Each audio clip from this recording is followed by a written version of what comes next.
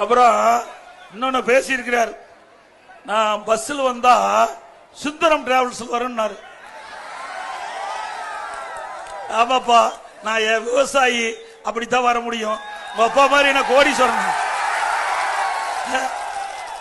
நீ கோடீஸ்வரன் இருந்த. உங்க அப்பா முதலமைச்சரா இருந்தாரு, உங்க அப்பா திமுக தலைவரா இருந்தாரு. உடைய ட்ரெஸ்ல மட்டும் 8000 கோடி இருக்குது. 8000 கோடி இருக்குது. கருணாநிதி குடும்பத்துக்கு ட்ரெஸ்ல 8000 கோடி வச்சிட்டு இருக்கிற.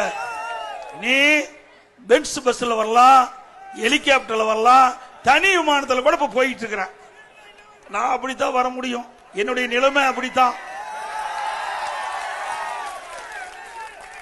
நாட்டு நடப்பு பேசுனா, நாட்டு நடப்பு பேசுன்னு சொன்னா நான் வர்ற பஸ் பத்தி பேசிட்டு இருக்க. பரவாயில்ல, இந்த நாட்டு மக்களுக்கு நான் பஸ்ல வரத தெரிவித்ததுக்கு நன்றி.